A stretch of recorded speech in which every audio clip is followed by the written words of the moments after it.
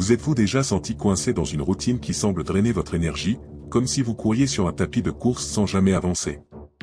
La vérité, c'est que beaucoup d'entre nous passent leur vie à rechercher l'excellence personnelle là où il ne faut pas, en pourchassant des objectifs externes tout en négligeant leur richesse intérieure. Le stoïcisme, avec ses vertus intemporelles, remet en cause cette mentalité. Il ne promet pas de raccourci facile, mais offre un chemin clair vers la sagesse, l'harmonie et une véritable productivité. Ce que peu de gens comprennent, c'est que la clé d'une vie épanouie ne consiste pas à supprimer les difficultés, mais à les affronter avec courage et sérénité. Cela semble paradoxal, n'est-ce pas? Et pourtant, c'est précisément cette approche contre-intuitive qui transforme des individus ordinaires en personnes extraordinaires.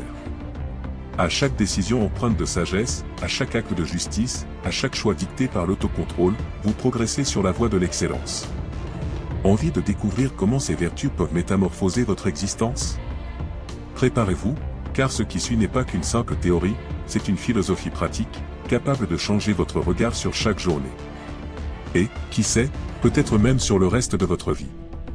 Imaginez détenir la clé d'une vie emplie de sérénité et de sens, même en plein chaos moderne.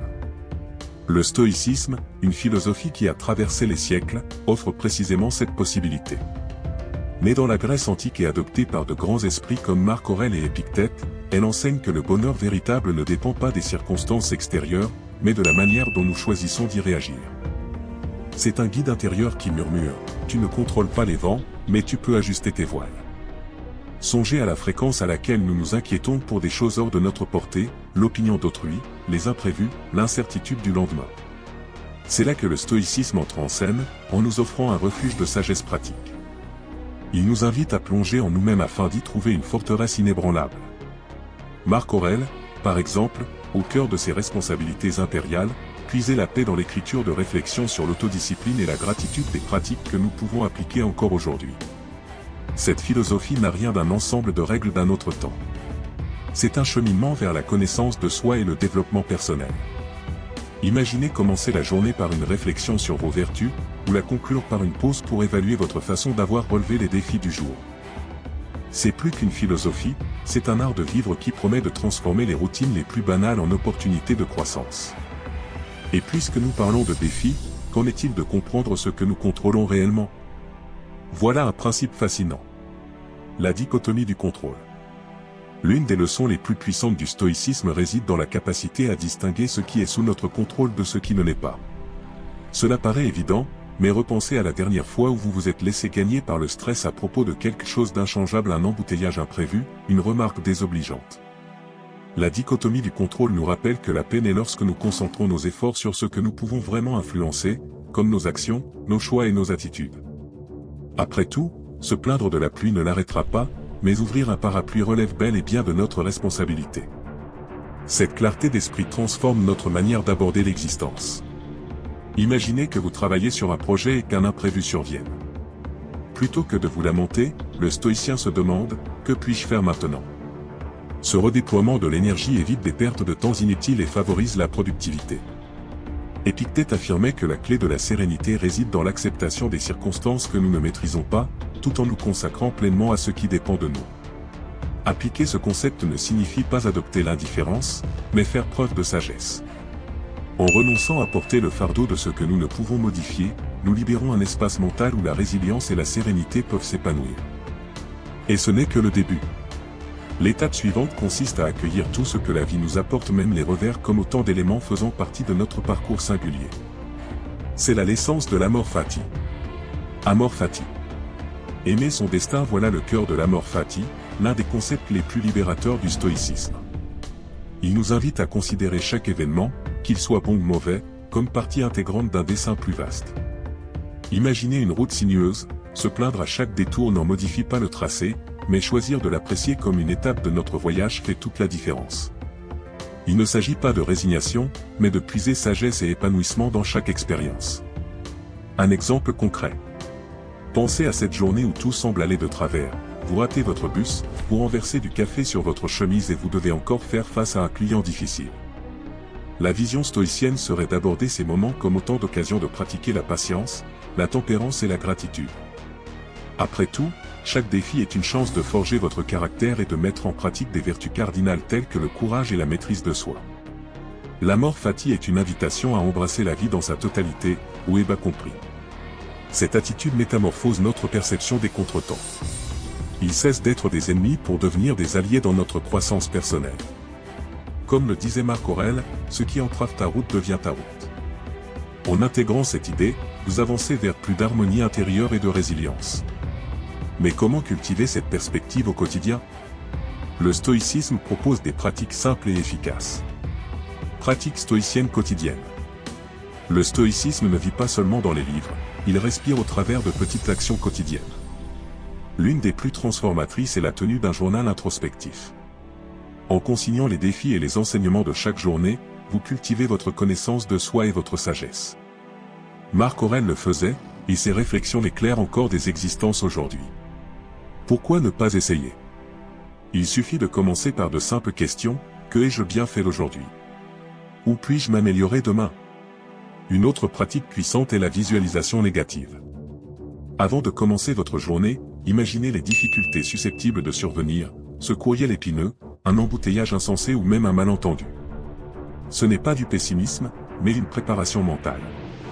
Ainsi, lorsque les obstacles se dressent, vous les affrontez avec sérénité, votre esprit étant déjà prêt. C'est comme aiguiser son épée avant la bataille, vous agissez avec plus de maîtrise et moins de réaction impulsive. Enfin, cultiver la gratitude est un pilier essentiel de la routine stoïcienne. Reconnaître les bienfaits, qu'ils soient infimes ou considérables, renforce votre lien avec l'instant présent et nourrit votre harmonie intérieure. Cela peut être aussi simple que savourer l'arôme de votre café matinal ou apprécier le rire d'un ami. Ces petits gestes quotidiens transforment votre vision du monde et alimentent votre épanouissement personnel. Et en parlant de défis quotidiens, que dire de l'un des plus grands combats intérieurs que nous menons? Parlons un peu de la procrastination. Surmonter la procrastination. La procrastination est comme un voleur discret qui nous dérobe notre temps et affaiblit notre potentiel. Pour les stoïciens, vaincre ce fléau requiert autodiscipline et structure quotidienne. Pensez Y, chaque fois que vous remettez une tâche à plus tard, vous privilégiez le confort immédiat au détriment de votre épanouissement sur le long terme. Et si vous inversiez cette logique? Commencez votre journée par de petites victoires, comme faire votre lit ou dresser une liste de priorités. Ces gestes simples entraînent votre esprit à passer à l'action. Épictète nous rappelle, ce n'est pas la tâche elle-même qui nous accable, mais la manière dont nous la percevons. Souvent, la procrastination naît de la peur latente de l'échec ou d'un sentiment de surcharge. Pour y faire face, fractionnez vos grandes missions en étapes plus modestes et célébrez chaque progrès. Par exemple, si vous devez rédiger un rapport, divisez-le en sections et considérez chacune comme un mini-objectif. Cette méthode atténue l'anxiété et accroît votre productivité. Le stoïcisme nous enseigne à agir sans attendre des conditions idéales, car le moment juste, c'est toujours maintenant. Lorsque vous vous engagez à cultiver des vertus comme le courage et la maîtrise de soi, la procrastination perd de son emprise. Imaginez la satisfaction ressentie en terminant une tâche autrefois jugée insurmontable et en sentant ce fardeau s'envoler. Cet effort conscient est un premier pas vers une vie plus productive et sereine. Et au cœur de cette transformation, les vertus cardinales deviennent une boussole précieuse. Forger les vertus. Au cœur du stoïcisme résident 4 vertus cardinales, la sagesse, le courage, la justice et la tempérance. Plus que de simples concepts abstraits, elles sont des repères qui façonnent notre caractère et éclairent nos décisions. La sagesse consiste à distinguer ce qui est réellement utile de ce qui est superflu. Par exemple, choisir de consacrer son temps à un livre inspirant plutôt qu'à faire défiler des heures sur les réseaux sociaux. C'est la carte qui oriente nos choix. Le courage, quant à lui, consiste à affronter les défis avec détermination, même lorsque la peur rôde. Il se manifeste aussi bien dans de grands exploits que dans des gestes du quotidien, comme savoir dire « non » lorsque c'est nécessaire, ou défendre une personne traitée injustement. La justice est le gage d'un traitement équitable envers autrui, fondé sur l'empathie et le respect mutuel. Un exemple simple? Être juste en répartissant équitablement votre temps entre votre travail et votre famille, pour que chacun reçoive l'attention due. Enfin, la tempérance et la maîtrise de soi forment les piliers qui maintiennent nos émotions en équilibre, nous aidant à éviter les excès et à agir avec discernement. Le stoïcien apprend à célébrer sans excès, à parler sans blesser, à rêver sans se perdre. En cultivant ces vertus, vous créez une harmonie intérieure et renforcez vos liens extérieurs. Mais comment appliquer ces principes dans vos rapports avec les autres? C'est ici que les relations et la communauté entrent en jeu. Relations et communauté. Pour les stoïciens, bien vivre ne signifie pas seulement porter son attention sur soi-même, mais aussi sur autrui. Les relations sont un terrain où exercer vertus telles que la compassion, la justice et la patience. Imaginez un ami qui traverse un moment difficile, la philosophie stoïcienne vous encourage à offrir votre empathie sans rien attendre en retour, reconnaissant que ces liens enrichissent votre vie et favorisent votre croissance personnelle. La communauté est le lieu où nos actions résonnent plus largement.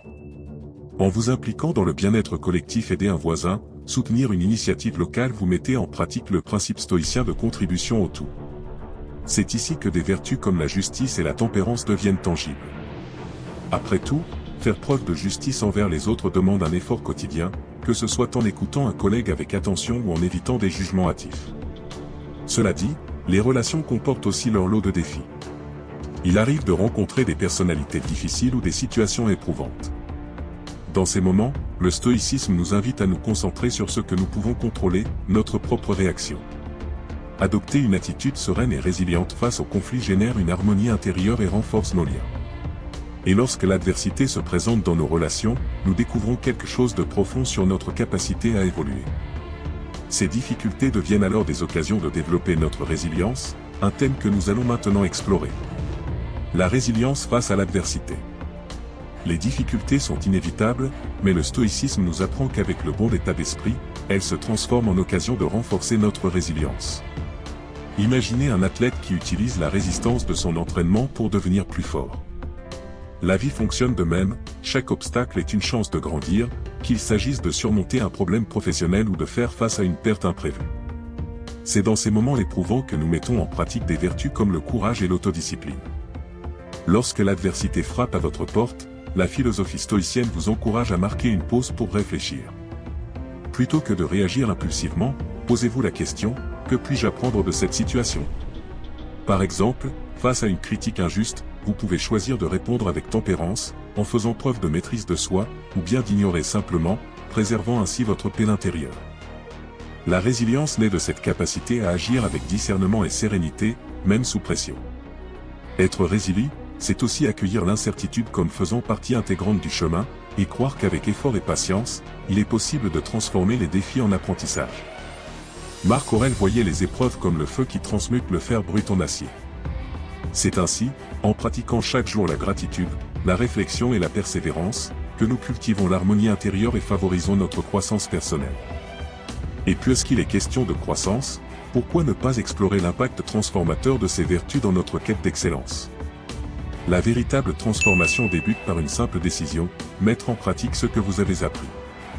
Demandez-vous dès maintenant, qu'est-il à m'apporter pour vivre avec plus de sagesse, de courage, de justice et de tempérance? Peut-être s'agit-il de dire non à ce qui n'a pas de sens, de relever ce défi trop longtemps repoussé, ou de maintenir votre calme dans une situation qui d'ordinaire vous ferait perdre votre sang-froid. Êtes-vous prêt à faire ce premier pas? Rappelez-vous, le stoïcisme va au-delà des mots, c'est une pratique qui réclame une action quotidienne. Que allez-vous faire aujourd'hui pour renforcer votre sérénité et votre résilience? Tenir un journal introspectif? Visualisez vos difficultés quotidiennes comme autant d'opportunités de grandir? Plus vous appliquerez ces principes, plus vous vous rapprocherez d'une vie d'excellence personnelle. Si ce contenu vous a parlé, abonnez-vous à la chaîne et activez les notifications.